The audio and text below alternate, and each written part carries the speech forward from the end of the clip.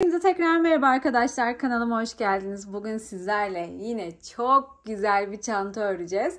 Bu çantayı bu sezonda çok da kullanacağız. Omuz çantası çalışacağız. Askısı, gövdesi, her şeyi bir bütün omuz çantası olacak. Kağıt iple öreceğim arkadaşlar ama kağıt ipi sevmeyen, öremeyen arkadaşlarım farklı iplerle de örebilirler tabii ki. Şöyle hazırladım ipimi. Benim çile halinde aldığım iplerimden vardı. Kahverengi tonlarında. Bu ipimi kullanacağım. 3 milimlik tığ ile öreceğim. İpim çünkü biraz ince. Ben normalde hep 3,5 ile örerim.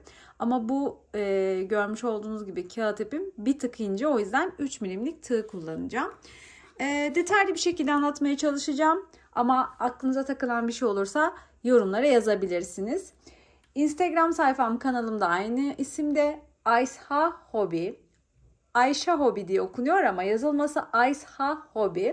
Instagram sayfamdan da beni takip edebilir, iletişime geçebilirsiniz arkadaşlar. Şimdi bu güzel çantamızı örmeye başlayalım. Önce zincir çekerek başlayacağız arkadaşlar. Toplamda 17 tane zincir çekeceğiz. Hemen başlıyorum zincirlerimi çekmeye. Zincirlerimizi böyle çok sıkı sıkı çekmeyeceğiz arkadaşlar. Biraz elimizi bol bırakacağız.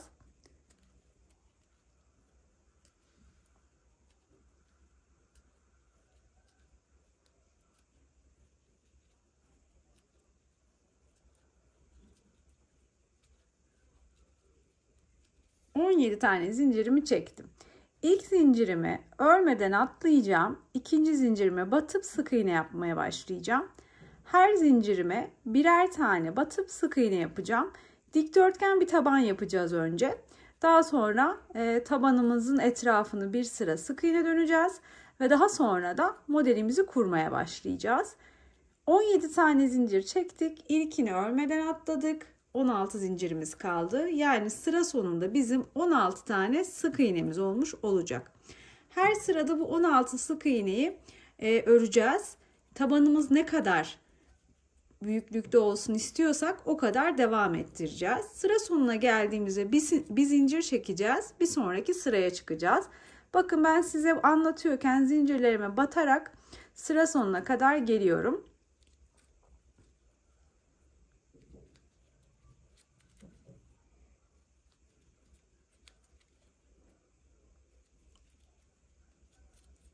Son zincirime de battım. Şöyle elimle ipimi düzeltiyorum. Bir tane zincir çektim ve döndüm. Dediğim gibi tek yaptığım işlem bu 16 sık iğneyi örmek olacak arkadaşlar. Her sırada bir zincir çekerek bir sonraki sıraya geçeceğim. Ben zaten ördükten sonra toplamda kaç sıra örmüşüm? Tabanımın ölçüsü ne olmuş? Bunu da size gösteriyor olacağım. Bakın bu şekilde.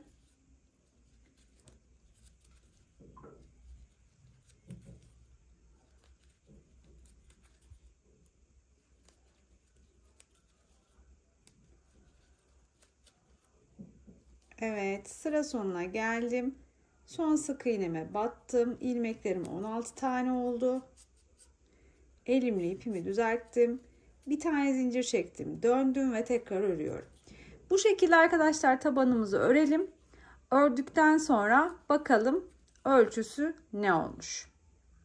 Evet arkadaşlar, bakın tabanımı ördüm. Şimdi tabanımı sayayım bakalım kaç sıra örmüşüm. 2, 4, 6, 8, 10, 12, 14, 16, 18, 20, 22, 24, 26, 28, 30, 32, 34, 36, 38, 40, 42, 44, 46, 48, 50 ve 51 sıra örmüşüm. Bu şekilde ördüğümde 28 santim uzunluğu, 9,5 santim de genişliği var.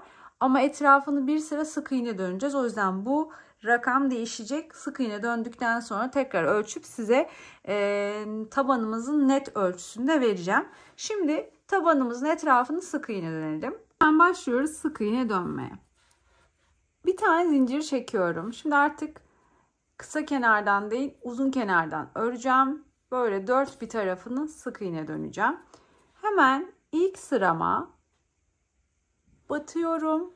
Bir tane sık iğne yapıyorum. Her sırama şöyle biraz daha yakınlaştırayım.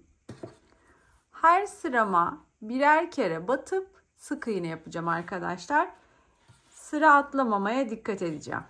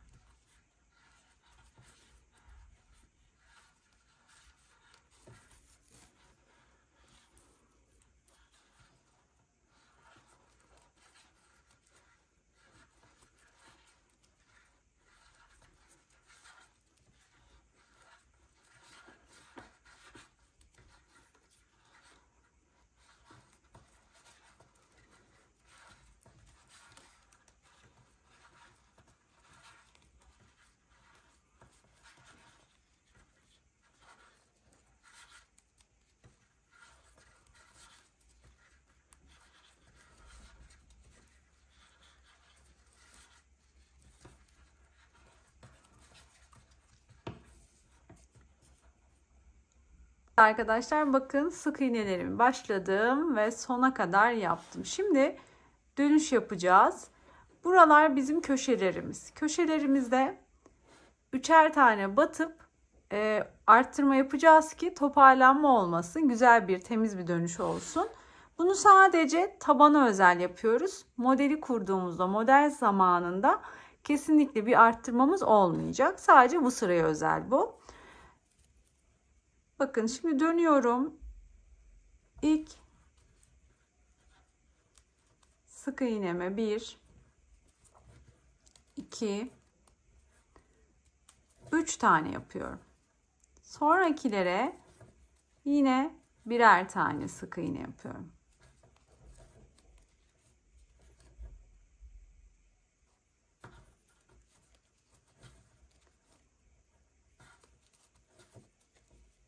Sadece köşelerde arttırma yapıyorum.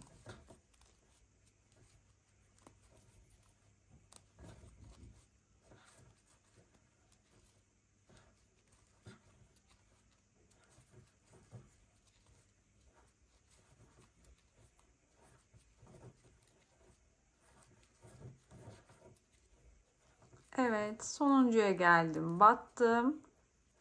1 aynı yere. 2 aynı yere. 3 tane yaptım ve uzun kenara dönmüş oldum. Burada yine her sıraya birer kere batıp sık iğne yapıyorum. Bakın bu parça ipi de sık iğnelerle beraber örerek örgünün içinde gizlemiş oluyorum.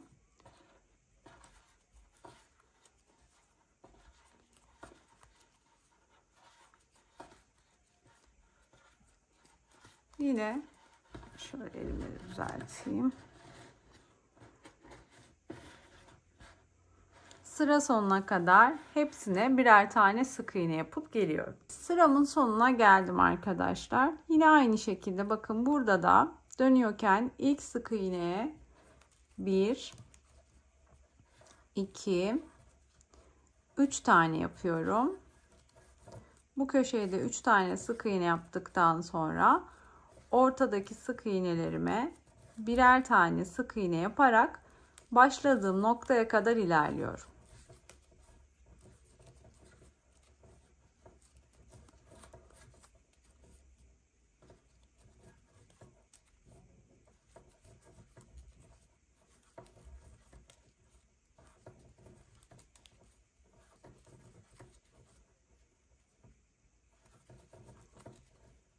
Evet, başladığım yere geldim. Bakın ilk sık iğneye bir tane yapmıştım. Şimdi burası köşe olacak. O yüzden buraya 2 tane daha sık iğne yapıp bu kısmı da 3 taneye tamamlamış olacağım.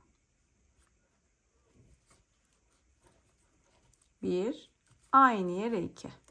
Başlarken bir tane yapmıştım. 2 tane de şimdi yaptım. Toplamda yine 3 tane sık iğne oldu. İlk yaptığım sık iğnemin tepesine batıyorum. ip alıp çıkarıyorum. Çıkardığım ilmeği tığdaki diğer ilmeğin içinden geçiriyorum. Yani ilmek kaydırmayla sırayı kapatıyorum. Şimdi bir sonraki sıramız yani model sıramıza geçebiliriz. Etrafını bir sıra sık iğne döndüğümüz için tabanda çok az da olsa ölçü farkı oldu. Onu da hemen size ölçüp göstermek istiyorum. Şu anda tam 29 santimlik uzunluğu, 9,5'tu burası. Bakalım kaç olmuş? 10 santimlik de genişliği oldu. Şimdi modelimizi kurmaya başlayalım. Evet, modelimiz için arkadaşlar 1, 2, 3 tane zincir çekiyoruz ve bu çektiğimiz 3 tane zinciri trabzan olarak sayacağız. Tığımıza ip doluyoruz. Zincirimizin hemen altındaki sık iğneye batıyoruz. İkili trabzan yapacağım ama bilmeyenler için göstereyim. Tığ ip doladım. Sık iğneye battım. İp alıp çıkardım. Bakın 3 tane ilmek var. Tığıma ip aldım. Önce iki ilmeği tığdan çıkardım. Tığa tekrar ip aldım. Daha sonra kalan 2 ilmeği. Yani ikili trabzan yapmış oldum. Hiç bilmeyen arkadaşlar için de göstermiş oldum. Şimdi tığıma tekrar ip doladım. Aynı sık iğnenin içine bir tane daha ikili trabzan yapıyorum. Dediğim gibi ilk çektiğim 3 tane zinciri de trabzan olarak saydığım için yan yana 3 tane trabzanım oluyor. Daha sonra bir tane zincir çekiyorum. Yine aynı sık iğnenin içine fıstık yapacağım. Fıstığı nasıl yapıyorum? Tığıma ip doladım. Aynı sık iğneye battım. İp alıp çıkardım. Bakın 3 tane ilmek var, tığda bekliyorlar. Tığa ip doladım. Aynı sık iğnenin içine bir kere daha battım. İp alıp çıkardım. Şu an 5 tane ilmeğim oldu. Tığda bekliyorlar. Tekrar tığa ip doladım. Bir kere daha battım. Yani 3 kere batmış oldum. Tekrar ip alıp çıkardım. Şu an 1, 2, 3, 4, 5, 6, 7 tane ilmeğim oldu. Tığıma ip aldım. Bu ilmeklerin 6 tanesini tığdan çıkarıyorum. Tekrar tığıma ip alıyorum. Daha sonra kalan 2 tane ilmeğimi tığdan çıkarıyorum. Ve fıstığımı oluşturmuş oluyorum. Tığıma ip doluyorum. Bu bizim modelimiz. Bu modeli sürekli tekrar ederek çantanın etrafını döneceğiz. Tığımıza ip doluyoruz. 1, 2, 3, 4. 4 tane sık iğneyi örmeden atlıyoruz. 5. sık iğnemize batıyoruz ve bir daha modeli kuruyoruz. Tekrar beraber kuralım. Battım sık iğneye. 3 tane 2 trabzan yapacağım. Bu 1. Aynı sık iğne. 2. 3. 3 tane ikili trabzan yaptım. Sonra bir tane zincir çektim. Tığa ip doladım. Fıstık yapacağım. Bir kere daha anlatayım fıstığı. Tığa ip doladım. Battım. İp alıp çıkardım. İlk batışımda 3 tane ilmek oldu. Tığa ip doladım. Tekrar battım. İp alıp çıkardım.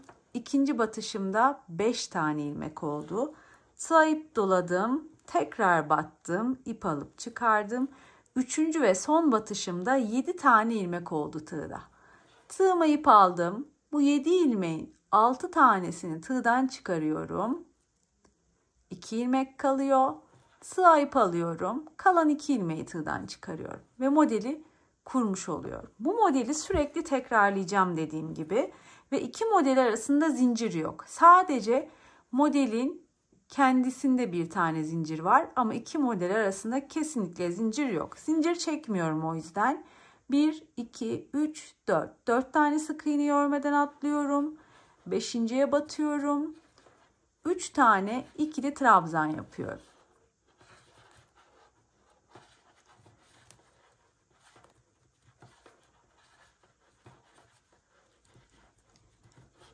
Şimdi bir tane zincir çekiyorum.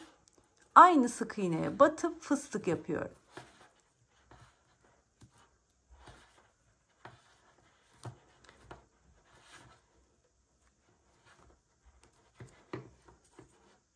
Bakın tekrar modeli yapmış oldum. Sığa ip doladım, zincir çekmiyorum. 4 sık iğne atlayıp 5. sık iğneye batıyorum. Bir kere daha modeli kurmaya başlıyorum. Aynı sık iğnenin içine 3 tane ikili trabzan. Sonra bir zincir ve yine aynı sık iğnenin içine bir tane de fıstık.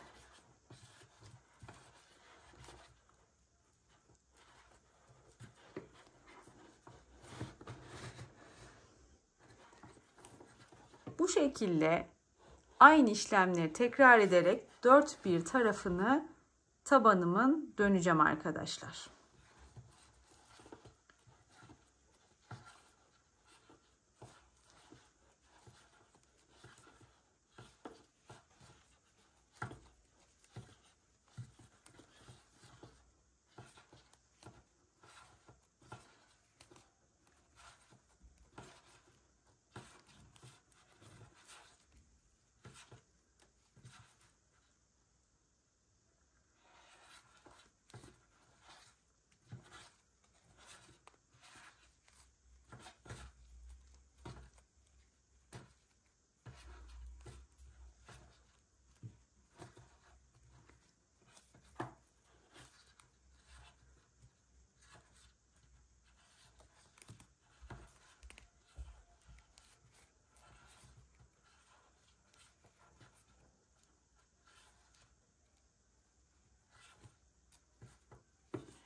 Bakın bu şekilde görünüyor. Bakın sıra sonuna kadar geldim. Şimdi köşedeyim. Buralarda ekstra bir işlem yok. Aynı şeyleri tekrar edip devam ediyorum. 5. sık iğnem. Bakın ekstradan bir arttırma, azaltma hiçbir şey yapmıyorum köşede.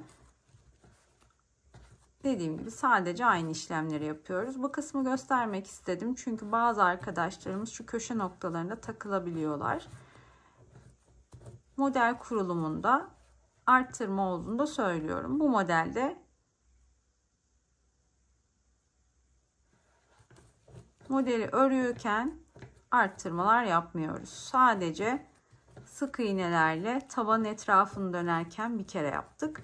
Ondan sonra herhangi bir arttırmamız yok.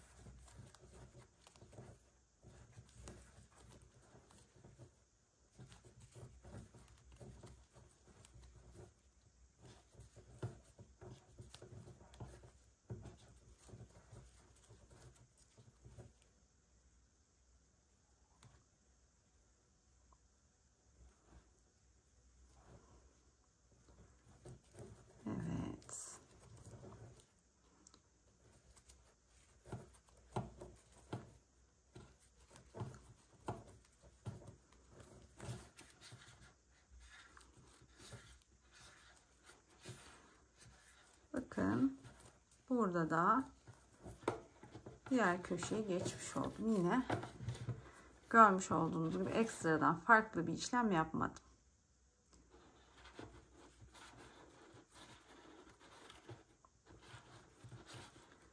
Bu ve bundan sonraki sıralar hep birbirinin aynısı arkadaşlar.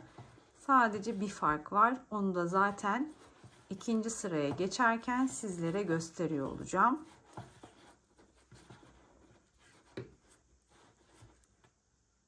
Evet arkadaşlar, bakın görmüş olduğunuz gibi dört bir tarafını ördüm ve sona geldim.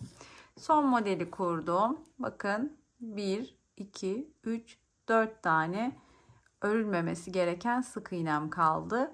İlk yapmış olduğum 3 tane zincirin tepesine batıyorum. İp alıp çıkarıyorum. Çıkardığım ilmeği tığdaki diğer ilmeğin içinden geçiriyorum. Yani ilmek kaydırmayla sırayı kapattım.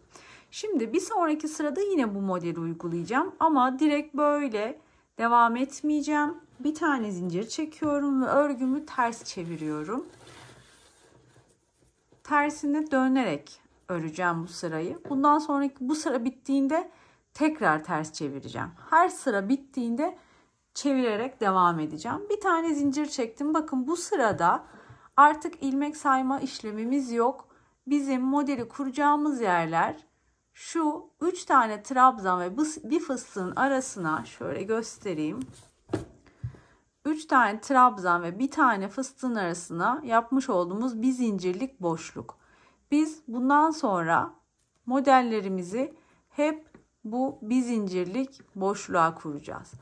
O yüzden benim bu bir zincirlik boşluğa gelmem lazım. Nasıl geleceğim? İlmek kaydırmayla. Bakın bir zincir çekmiştim. Fıstığın üstündeki ilmeğe batıyorum. İp alıp çıkarıyorum. Çıkardığım ilmeği tığdaki diğer ilmeğin içinden geçiriyorum. Yani ilmek kaydırma yaptım. Boşluğa geldim. Battım. İp alıp çıkardım. Çıkardığım ilmeği tığdaki diğer ilmeğin içinden geçiriyorum. Bir kere daha ilmek kaydırma yaparak istediğim yere, yani modelin bir zincirlik boşluğuna geldim. Şimdi tekrar modeli kuruyorum. Nasıl kuruyorduk? İlk önce 3 tane zincir çekiyoruz. Bunu trabzan olarak sayıyoruz. Sıra başında olduğumuz için. Sığa ip doladık. Boşluğa battık. İkili trabzan. Sığa ip doladık. Bir kere daha battık. İkili trabzan. 3 zincirle beraber yan yana 3 tane trabzanımız oldu. Şimdi bir zincir çekiyoruz. Fıstık yapacağız. Sığa ip doladık. Aynı boşluğa battık. Sığa ip doladık. Aynı boşluğa battık. Sığa ip doladık. Aynı boşluğa battık. 7 ilmek var. Tığımıza ip aldık. 6 tanesini tek seferde tığdan çıkardık. Sığa ip aldık. Kalan 2 ilmeği çıkardık ve modeli kurmuş olduk. Şimdi zincir çekmiyoruz. Bir sonraki modelin bir zincirlik boşluğuna, yani fıstıkla 3 tane trabzan arasındaki şu boşluğa, sakın karıştırıp şuna basmayın. İki model arasında işlem yok. Modelin içinde işlemimiz, şu bir zincirlik boşluğa yapacağız. Buraya battık ve tekrar modeli kuruyoruz.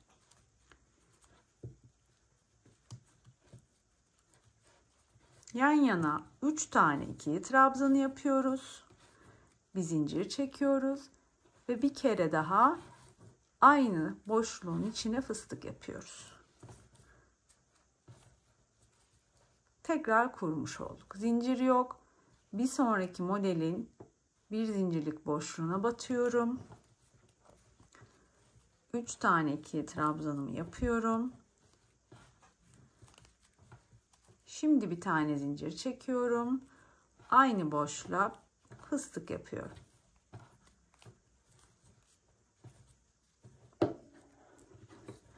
Bu ve bundan sonraki sıralar birbirinin aynısı. Şimdi sırayı bitirelim. Yani bütün bir etrafını aynı işlemleri yaparak dönelim.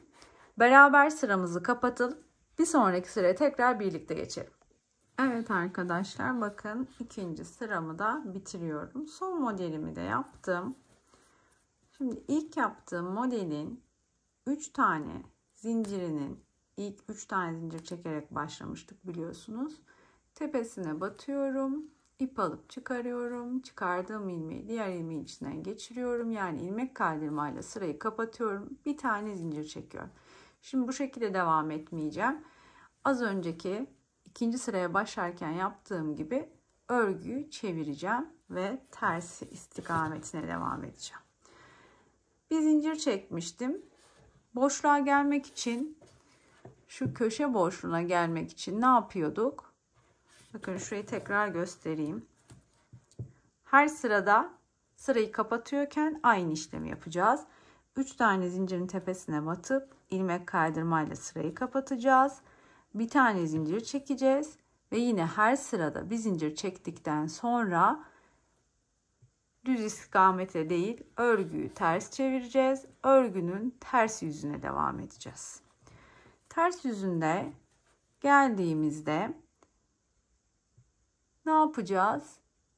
Şu ilk boşluğa gelmemiz gerekiyor. Modelin bir zincirlik boşluğuna ilmek kaydırmayla geliyorduk. Fıstığın tepesine battık. İlmek kaydırma yapıyoruz. Bir sonraki boşluğa battık. İlmek kaydırma yapıyoruz ve istediğimiz yere gelmiş olduk. Zincirimizi çekiyoruz 3 tane. O zinciri trabzan sayıyoruz. O yüzden yanına 2 tane ikili trabzan yapıyoruz. Sonra bir zincir çekiyoruz. Aynı boşluğa bir tane de fıstık yapıyoruz.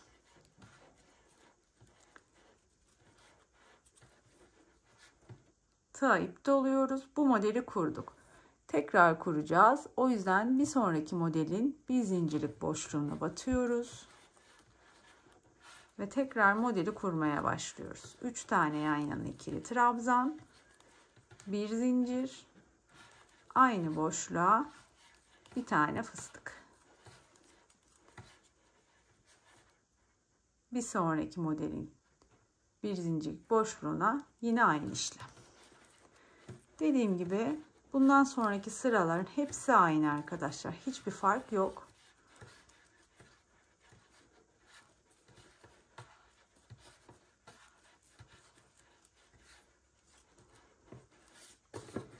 Yani bizim tek dikkat etmemiz gereken nokta, bakın modelimiz de bu şekilde görünüyor.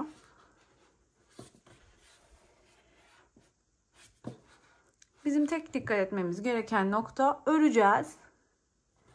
Sırayı kapatırken 3 zincirlik kısma batacağız. İlmek kaydırmayla sırayı kapatacağız. Bir zincir çekeceğiz. Daha sonra çevireceğiz örgüyü. Tekrar bir sırayı öreceğiz. Tekrar aynı şekilde kapatacağız. Tekrar bir zincir çekeceğiz ve tekrar çevireceğiz. Yani her sırada örgümüzü çevirerek devam edeceğiz. Bunu neden yapıyoruz? Bunu şu yüzden yapıyoruz. Bakın modelde sıra sıra devam etmesin diye. Yani şöyle zikzaklı bir görüntüsü olacak. Bakın burada 3 tane trabzan başta, daha sonra bir fıstık. Bir sonraki sırada çevirdiğimiz için bu sefer fıstık başta, trabzanlar sonra. Görüntüsü böyle. Örerken aynı sıralamayla örüyoruz. Görüntüsü neden böyle oluyor? Örgüyü çevirdiğimiz için oluyor. Bir sonraki sırada tekrar trabzanlar, bakın 3 tane trabzan başta, bir fıstık sonrasında. Bu şekilde kaydırma yapmış gibi oluyoruz. Bunu sadece örgüyü çevirerek yapıyoruz. Örerken hiçbir farklılığımız olmuyor. Ve şöyle böyle zikzaklı bir görüntüsü olacak modelimizin. Bu görüntüyü verebilmek adına yapıyoruz bu işlemi. Dediğim gibi bu şekilde çantamızın yüksekliği ne kadar olsun istiyorsak örelim. Ondan sonrasını zaten yine sizle beraber yapıyor olacağız. Evet arkadaşlar, bakın ördüm. Şimdi kaç sıra örmüşüm sayalım birlikte. 1, 2, 3, 4, 5, 6, 7, 8, 9, 10, 11, 12, 13, 14 sıra örmüşüm. 14 sıra ördüğümde bir ölçüsüne bir bakalım. Şöyle önce enini göstereyim. Eni şu anda tam 37 santim, pardon şöyle. Evet, 36 santim. Yüksekliği ise 24 santim arkadaşlar. Şimdi omuz askı kısmını ayıracağız ve askılarını yapacağız. Kaç tane, ben ipimi de kestim bu arada. Bir tane zincir çektim ve ipimi kestim. Şimdi buradan sayacağım kaç tane modelim var. Bunlara model diyorum. Kaç tane modelim var? Bu 1, 2, 3, 4, 5, 6, 7, 8, 9, 10, 11, 12, 13, 14, 15, 16, 17, 18, 19, 20, 21, 22, 23, 24, 25, 26, 27 ve 28 tane. Şimdi çantamı şöyle bakın olduğu gibi ütüledim de arkadaşlar. Siz de ütüleyebilirsiniz. Bu aşamada da ütüledim. Omuz askılarını yaptıktan sonra tekrar ütüsünü vuracağım. Tam modelin duruşunu görmek istedim. Şimdi 28 tane saydık. Böyle ikiye şu şekilde ağız kısmı üst üste denk getirdik. Şimdi ağız kısmını ortalayacağız önce. Hemen iğnelerimi alayım. Ağız kısımlarına şöyle bir tanecik daha lazım. Şimdi şöyle yanlardan belirlemeye çalışacağım. Şöyle bir koyalım bunu. Şu anda böyle tuttuğumda yanı burası gibi duruyor. Bunu da şöyle tuttuğumda bunun da yanı burası gibi duruyor. Ama sayacağım, eşit olması lazım. 1, 2, 3, 4, 5, 6, 7, 8, 9, 10, 11, 12, 13. İğne taktığım modeller hariç 13. Bu tarafa bakalım. İğneyi taktığım modeller hariç burayı da sayalım. 1, 2, 3, 4, 5, 6, 7, 8, 9, 10, 11, 12, 13. Evet. Tam ortalamışız. Şimdi 13 şeklinde ortaladık. 1, 2, 3, 4, 5. 1, 2, 3, 4, 5. Evet. 5 sağdan 5 de soldan ayırıyorum. Şuraya takayım. Bakın. İğne hariç 1, 2, 3, 4, 5 model. Burada da iğne hariç 1, 2, 3, 4, 5. Burada da 5 yaptım.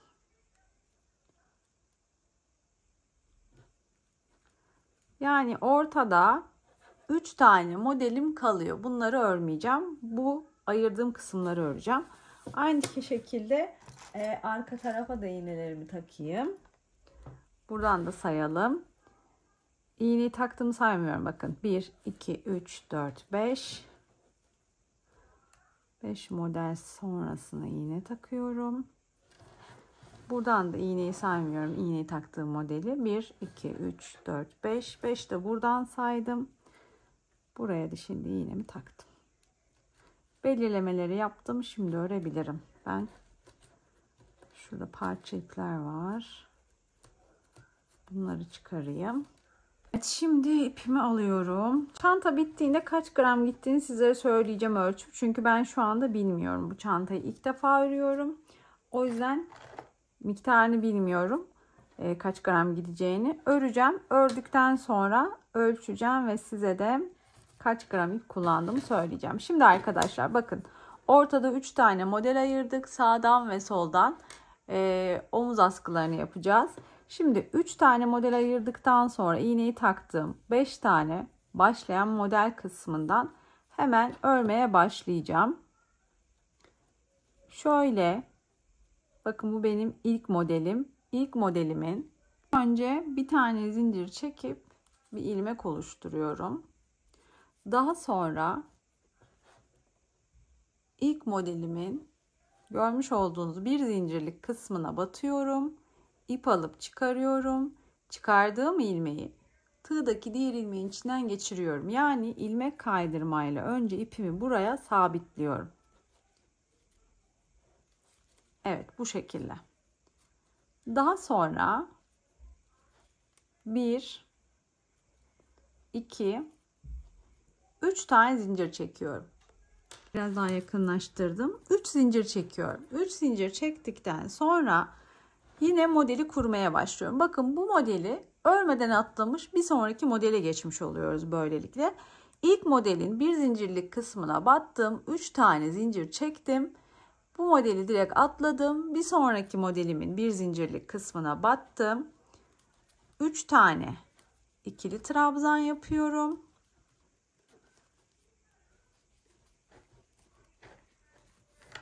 Bir tane zincir çekiyorum. Ve bir tane de fıstık yapıyorum. Yani yine modeli örüyorum.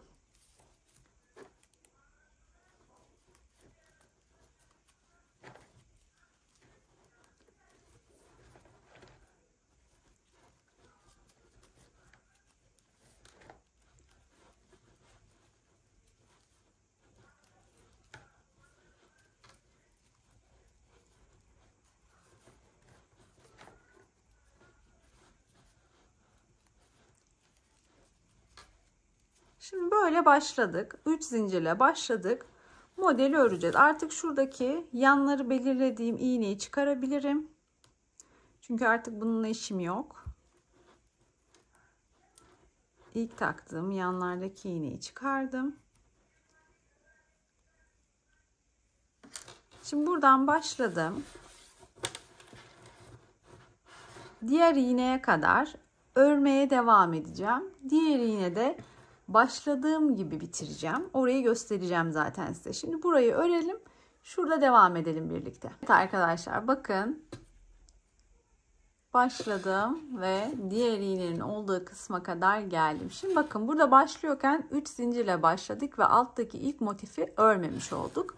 Bitiriyorken de alttaki son motifimizi örmememiz gerekiyor. O yüzden tığımıza ip doluyoruz. Bu modelin bir zincirlik boşluğuna batıp ikili trabzan yapacağız. Battım. Önce ilk 2 ilmeğimi, sonra diğer 2 ilmeğimi çıkardım ve ikili trabzan yaptım.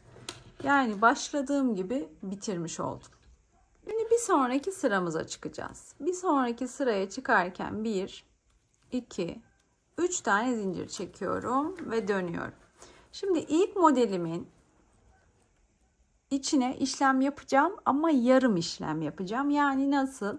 Tığıma ip doladım. Bir zincirlik boşluğa battım. Bir tane ikili trabzan yapıyorum.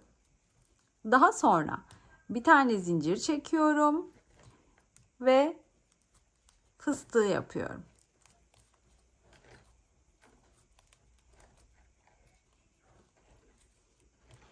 Üç zincir çekip döndüm. Boşluğun içine, bir zincirlik boşluğun içine bir tane ikili trabzan, bir zincir, bir tane fıstık yaptım. Daha sonrası normal modelimi kuruyorum. Bir sonrakine geçiyorum. 1, 2, 3 tane ikili trabzan, bir zincir, aynı yere bir tane fıstık. Diğer kısımlar aynı. Aralardakiler aynı. Sadece başta ve sonda şu işlemleri yapıp azaltarak ilerleyeceğiz. Bu şekilde sona kadar gelelim. Bitirme işlemini ve bir sonraki sırayı yine size göstereceğim. Bitiriyorken arkadaşlar aynı işlemi yapacağız. Yani son modelimize geldik. Bakın bitiriyorken. Tığıma ip doladım. Bir tane ikili trabzan yaptım. Bir zincir çektim. Bir tane fıstık yapıyorum.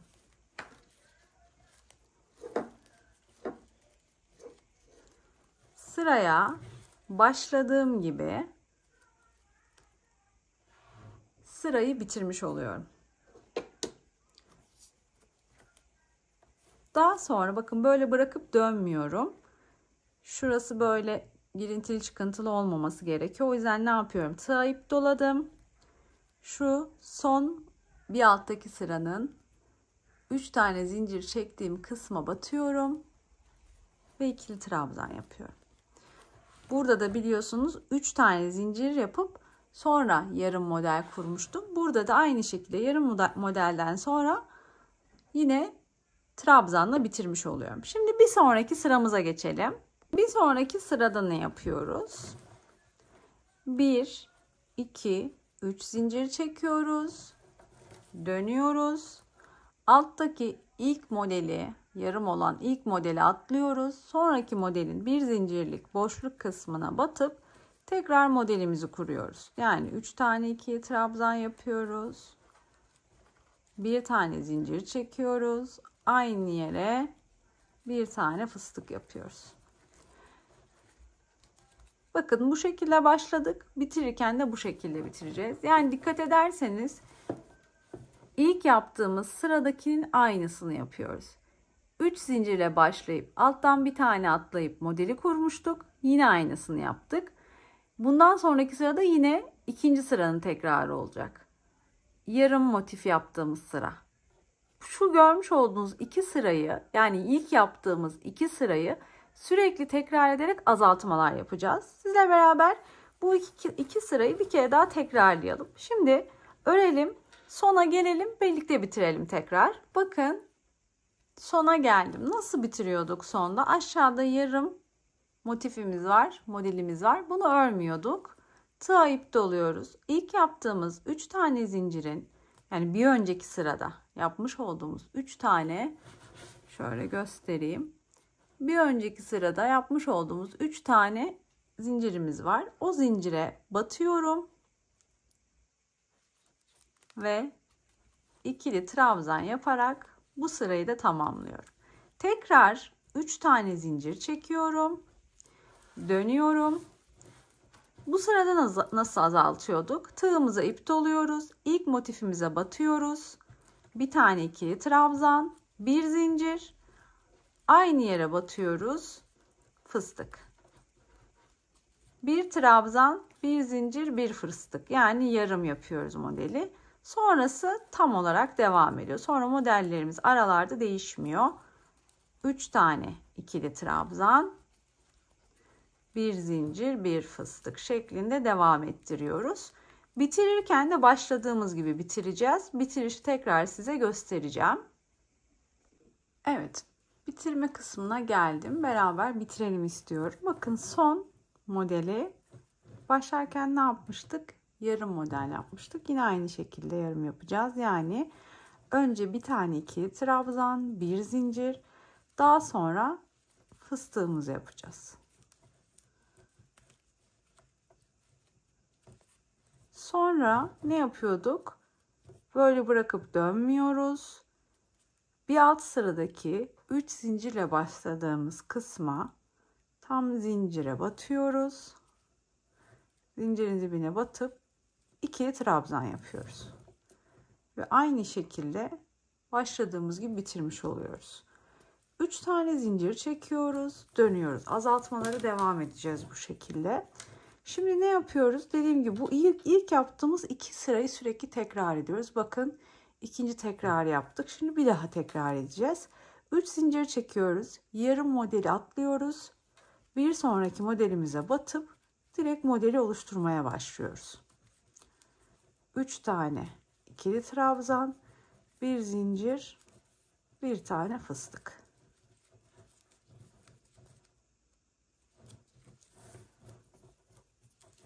Modeli tekrar ederek sıra sonuna kadar geliyoruz.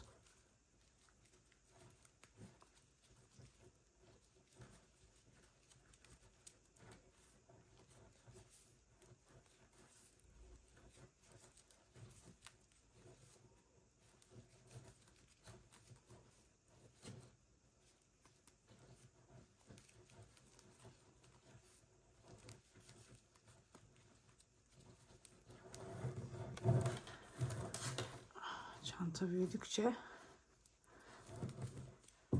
olduğum yere sığdırması zor.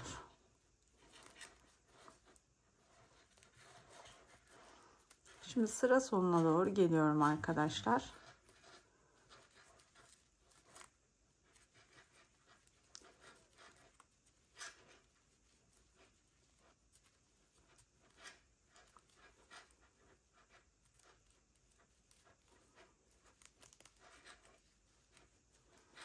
Bakın sonuncu modeli de örüyorum.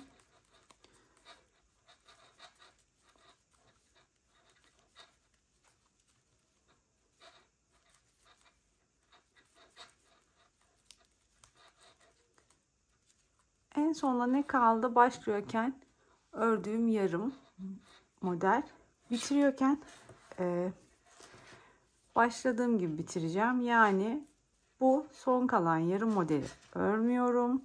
Tığıma ip doluyorum. Buradaki 3 tane zincirli kısmın dibine yani ilk zincire batıyorum. Ve 2 trabzan yaparak sırayı bitiriyorum. 1, 2, 3 zincir çekiyorum. Bir sonraki sıra için dönüyorum. Bakın şöyle azaltmalarımızı devam ettiriyoruz. 3 zincir çektikten sonra bu sırada ne yapıyorduk? Yarım modelle başlıyorduk bu sırada arkadaşlar. Tığıma ip doladım. Hemen bir tane ikili trabzan yaptım. Bir zincir çektim. Bir tane fıstık yaptım. Bakın sonraki modelimi standart şekilde yani hep ördüğüm şekilde örüyorum. 3 tane trabzan, bir zincir, bir fıstık şeklinde.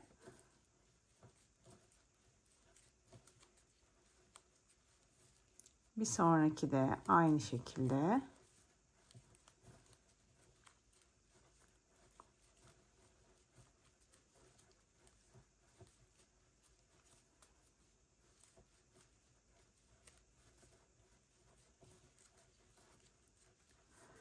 Bir sonraki de aynı şekilde.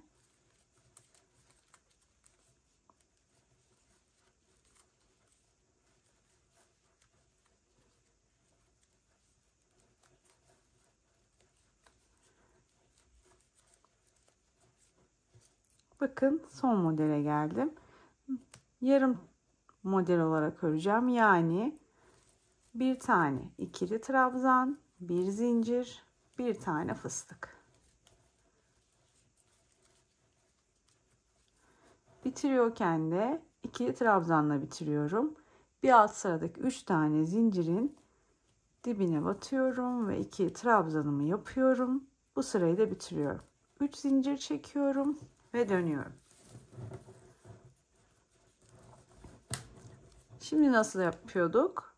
Yarım modeli atlıyoruz, örmüyoruz. Bir sonraki modele batıp 1, 2, 3 trabzan,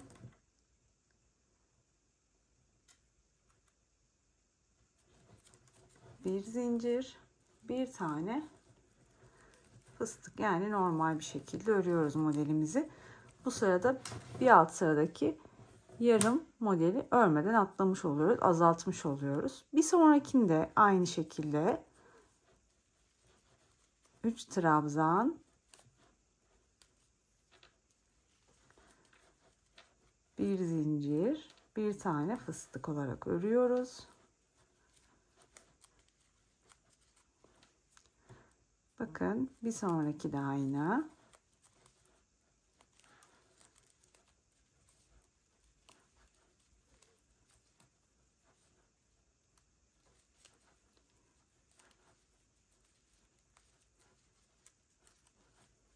Ve sıra sonundayız. Alttaki yarım modeli örmüyorduk. Tığımıza ip doladık. 3 tane zincirlik kısmı batıyoruz ve ikili trabzanla sırayı bitiriyoruz.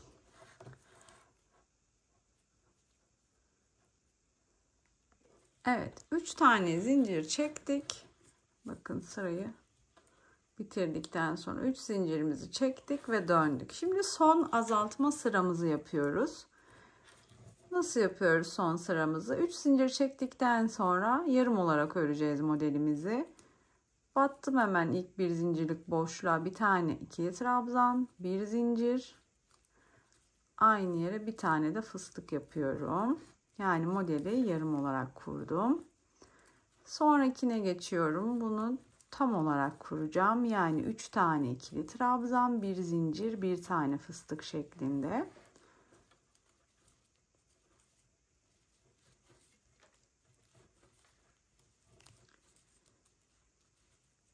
Ve sonuncu yine yarım olacak.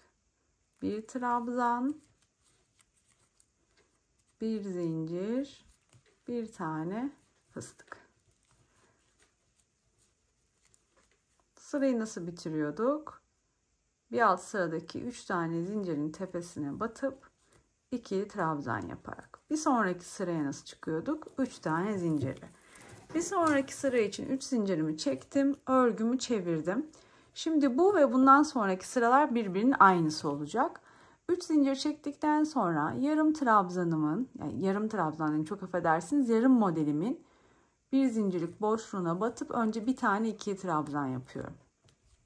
Sonra ortadaki modelimi tam olarak örüyorum.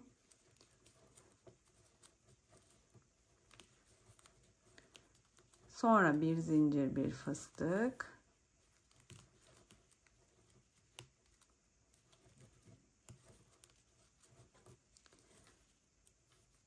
Bir sonraki yarım modelin bir zincirlik orta boşluğuna battım. İkili trabzan. Sıramın sonundaki yaptığım işlemin aynısını şimdi tekrar ediyorum. Yani 3 zincirlik kısmın tepesine batıp ikili trabzan. Başta ikili trabzan, sonda ikili trabzan, ortada model olacak şeklinde devam ettiriyoruz. 3 zincir çektim, döndüm. Alttaki ikili trabzanın tepesine battım, ikili trabzan ördüm. Ortadaki modelimi aynı şekilde örüyorum.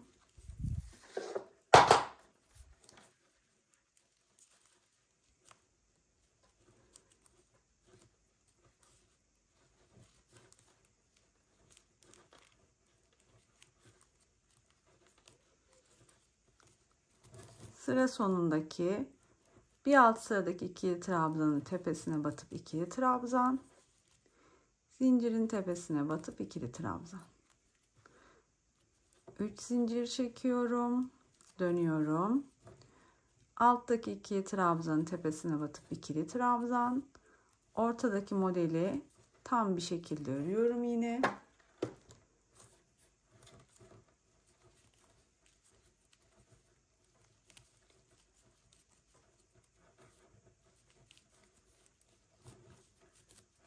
Fıstığımı yapamadım şimdi. Evet. Sonra bir alt sıradaki ikili trabzanın tepesine batıp ikili trabzan, zincirin tepesine batıp ikili trabzan. Yani dediğim gibi iki tane ikili trabzanla başlayıp 2 tane ikili trabzanla bitmiş oluyorum. İlk yaptığım 3 tane zinciri trabzan saydığım için 2 tane ikili trabzan diyorum buraya. 2 trabzan sağda, 2 trabzan solda olacak şekilde ortada model aynı şekilde sabit bir şekilde örülüyor. Bu şekilde askımızın boyu ne kadar olsun istiyorsak öreceğiz. Ben şimdi o kısmı öreyim. Sonra kaç sıra örmüşüm onu size göstereyim. Aynı şekilde ördükten sonra ipimizi keseceğiz. Diğer tarafı da bu tarafı nasıl yaptıysak diğer tarafı da aynı şekilde yapacağız. Önce şurayı bitirelim.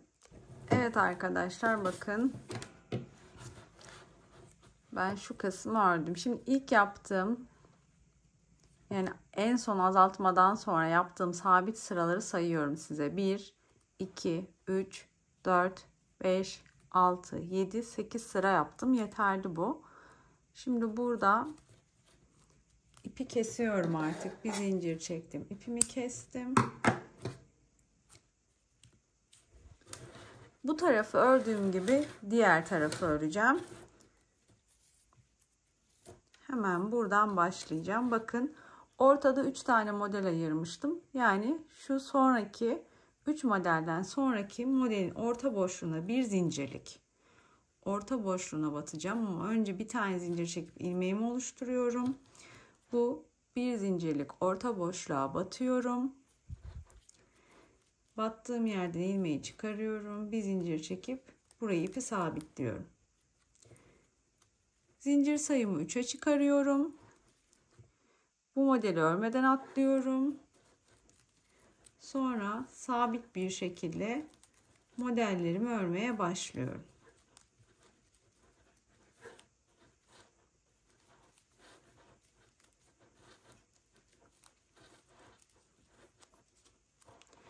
Başladığım gibi bitireceğim her zaman olduğu gibi.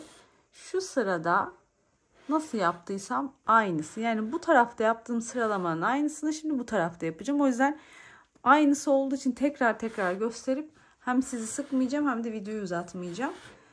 Bu tarafta ördüğüm gibi bu tarafı da örüyorum. Sonra son kalan kısımlarını beraber yapıp çantamızı bitiriyoruz. Evet arkadaşlar ben bu tarafı da ördüm. Şimdi önce şöyle bir tane zincir çekiyorum. Dikebileceğim kadar ip bırakıp kesiyorum.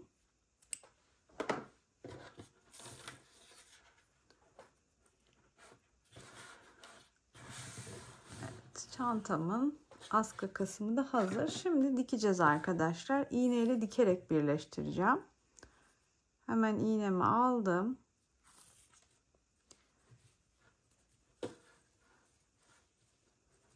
Parçaları şöyle üst üste denk getirdim.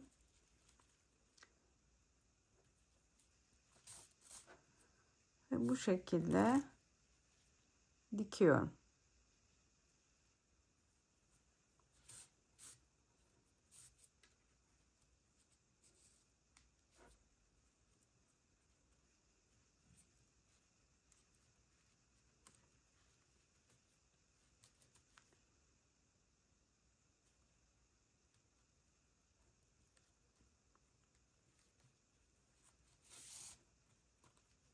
İlmek sayıları zaten eşit. Sadece yapmam gereken üst üste denk getirip güzel bir şekilde dikmek.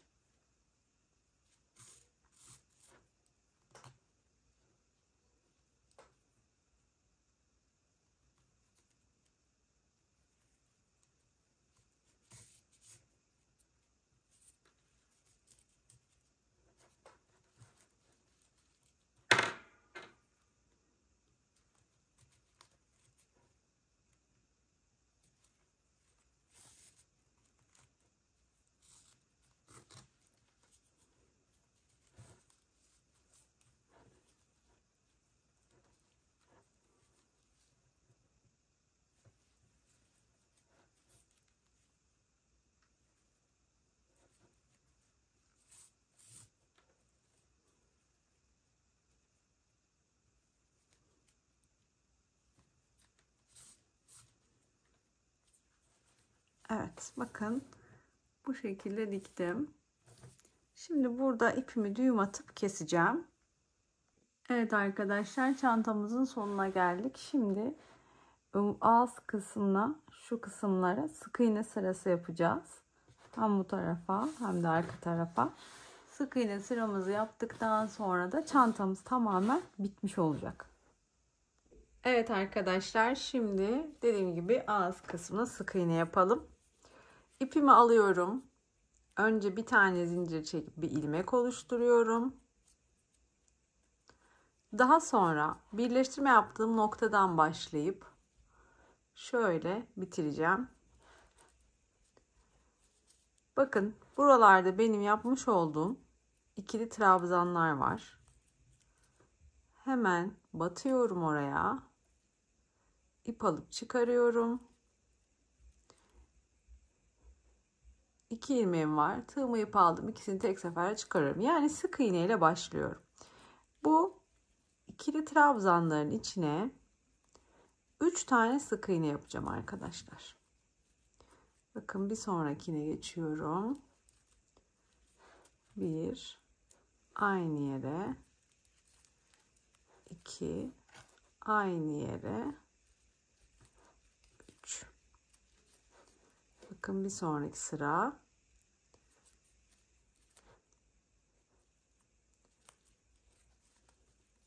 Bir, iki, üç.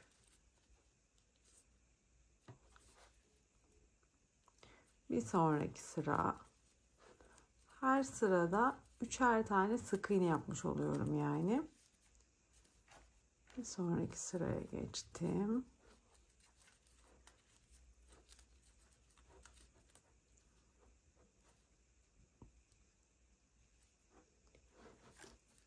Sonraki sıraya geçiyorum. Yine 3 tane sık iğne yapıyorum. Bir sonraki sıra.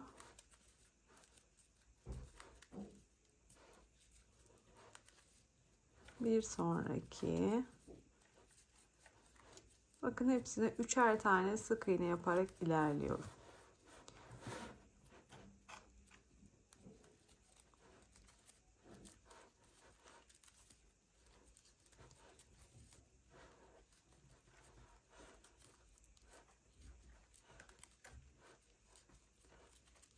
Elimle de şöyle elimle de böyle ara ara düzeltiyorum.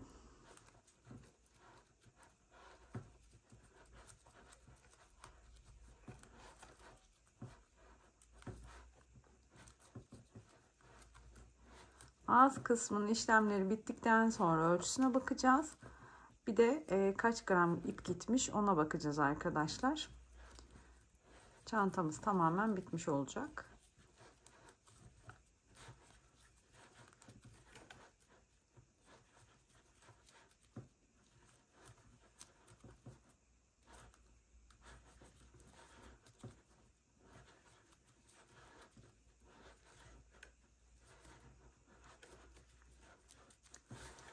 Evet, bakın şuraya geldim. Üçer tane sık iğneyle orta noktaya kadar geldim arkadaşlar. Bakın görmüş olduğunuz gibi. Şimdi burada şu köşe boşluğa batmıyorum. Çünkü buraya 3 tane zincirle başladığım yer burası. Oraya batmıyorum. İlk trabzan tepesine batarak başlıyorum. Burada trabzanlarımız var. Her trabzan tepesine birer tane sık iğne yapıyoruz. Orta noktada da bu şekilde geçiyoruz arkadaşlar.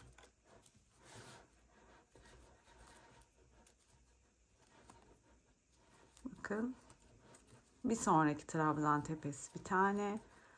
Bir zincirlik boşluk kısmına geldim. Orada da bir işlem yapmıyorum. Direkt bir tane. Yani isterseniz zincirin içine de batabilirsiniz. İsterseniz boşluğa da batabilirsiniz. Hiç fark etmez. Ya da bakın bir öncekinde batmamışım. Batmayalım boşluğa. Direkt atlayalım, trabzana geçelim. Kasma yapmıyorsa daha güzel olur hatta. Aynen.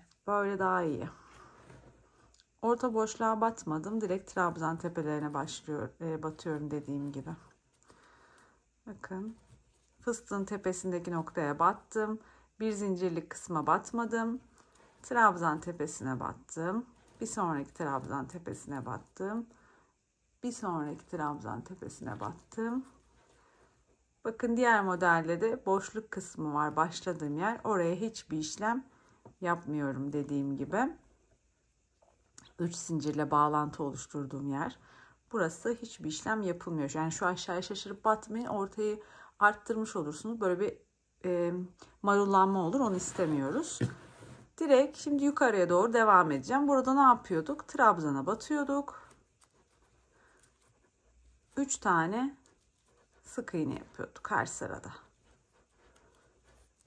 Bakın bir sonraki sıradayım. Trabzana battım. Yani trabzan olduğu boşluğa 3 tane sık iğne yaptım. Bir sonrakinde de yine 3 tane sık iğne. Bir sonrakinde de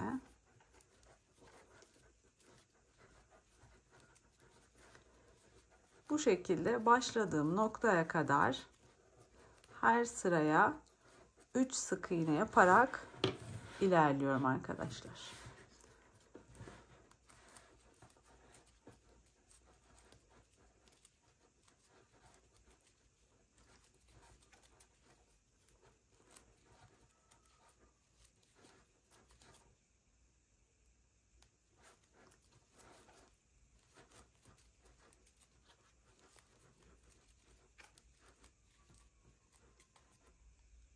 Evet arkadaşlar, bakın sona doğru geldim. Son sık iğnemi yaptım, son üçlüyü.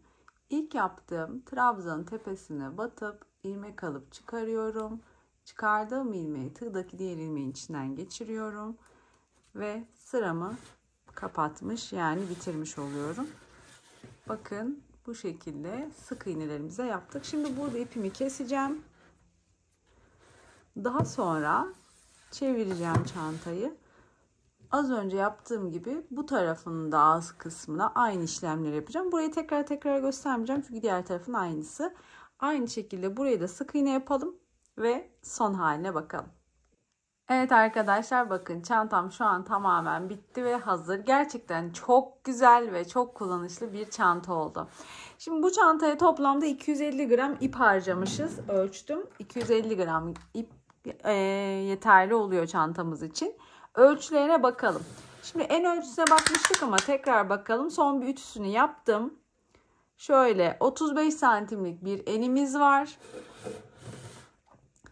Tabandan ağız kısmına kadar olan kısmımız 25 santim. Şuna da bakalım. Askı kısmı için ayırdığımız yer, şöyle ölçeceğim, 60 santim arkadaşlar. Evet arkadaşlar, size böyle tam halini göstermek istedim. Gerçekten çok güzel, çok kullanışlı bir çanta oluyor. Bakın şöyle yakından göstereyim. Benim çok içime sinen, çok sevdiğim çantalardan bir tanesi oldu. Dilerseniz astarlayabilirsiniz. Dilerseniz astarsız kullanabilirsiniz. Dilerseniz astarsız içine sadece ağzı büzgülü küçük bez çantalardan koyabilirsiniz. Yani bundan sonraki kullanış şekli tamamen sizin zevkinize ve ihtiyacınıza kalıyor. 250 gram toplamda ip gidiyor dediğim gibi. Her türlü ip ile örülür. Sadece kağıt iple değil. Dilediğiniz iplerle örebilirsiniz. Raflı iple de güzel olur. Makrome iplerle, polyester, pamuklu. Sadece makrome iplerle örerken 3 milimi geçmesin kalınlıkları. Diğer türlü çok ağır olur çünkü. Umarım anlaşılır olmuştur videom. Aklınıza takılan bir şey olursa yorumlara yazın. Sonraki videolarımda görüşmek üzere. Hoşça kalın.